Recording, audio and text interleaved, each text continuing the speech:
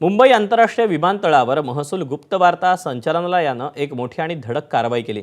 तब्बल 5 कोटी रुपयांहून अधिक किमतीच्या सोनं तस्करी प्रकरणात भाजपच्या कामगार संघटनेचा चिटणीस अजित आचरेकर याच्यासह 5 जणांना अटक केली। काही महिन्यांपूर्वीच भाजप प्रदेशाध्यक्ष रवींद्र चव्हाण यांच्या उपस्थितीत त्यानं भाजपात प्रवेश केला होता। पक्षाकडून त्याला कामगार संघटनेत महत्त्वाची जबाबदारी देण्यात आल्याचा दावा केला जातोय।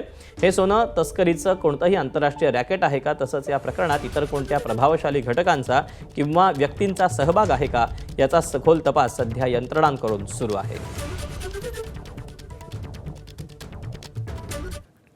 दरम्यान या मुद्द्यावरून ठाकरेंच्या शिवसेनेचे खासदार संजय राऊतांनी भाजपवर टीका केली। त्याला भाजपचे मुख्य प्रवक्ते नवनाथ बन यांनी प्रत्युत्तर दिलं। आता काल मुंबई विमानतळावर आपल्याला माहित असेल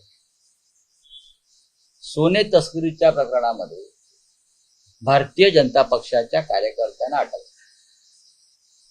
झाली। रवींद्र चव्हाण यांची जी युनियन तिथे घुसवली आहे त्यांनी, रवींद्र चव्हाण भाजपचे अध्यक्ष, त्यांचे डावे उजवे जे लोक आहेत त्यांना सोने तस्करी आणि सोने चोरीमध्ये विमानतळावरती अटक झाली। याच्यावरती देवेंद्र फडणवीस का बोलत नाही की भारतीय कामगार सेना शिवसेना प्रणित तिथे मजबूतीने काम करत असताना रवींद्र चव्हाण एखाद्या गुंडासारखे जिथे घुसतात, पंचतारांकित हॉटेलमध्ये एअरपोर्टला धमक्या देऊन युनियन तोडतात, हे सगळे गुंड जे आहेत ते काल त्यातले बरेच लोक हे सोने तस्करीमध्ये विमानतळावर त्यांना पकडण्यात आलेलं आहे। याच्यावरती राज्याच्या गृहमंत्र्यांचं काय म्हणणं आहे का? याच्यावर चंद्रशेखर बावनकुळेंचं काय म्हणणं आहे का? घोडेबाजार राहू द्या बाजूला, याच्यावर भाजपचे राज्याचे अध्यक्ष रवींद्र चव्हाण यांचं काय म्हणणं आहे का? सोने तस्करीमध्ये भारतीय जनता पार्टीच्या कार्यकर्त्याला अटक झाल्याचा दावा संजय राऊत करतात।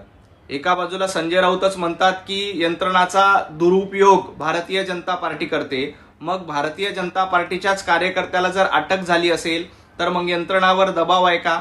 मुळामध्ये भारतीय जनता पार्टीचा आणि या तस्करीचा काहीही संबंध नाही।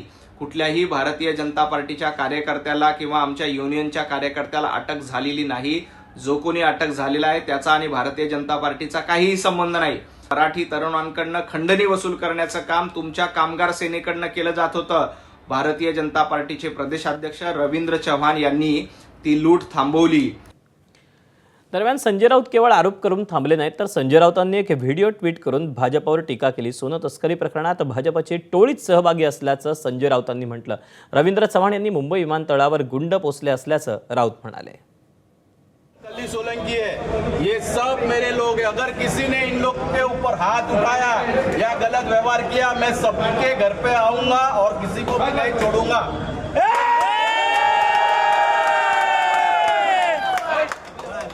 ये कान खोल के सुन लेना अपोजिट वाले सब लोग, मैं उनके घर पे आऊंगा। कल्ली सोलंकी मेरा नाम है, ये ध्यान से सुन लेना सब लोग।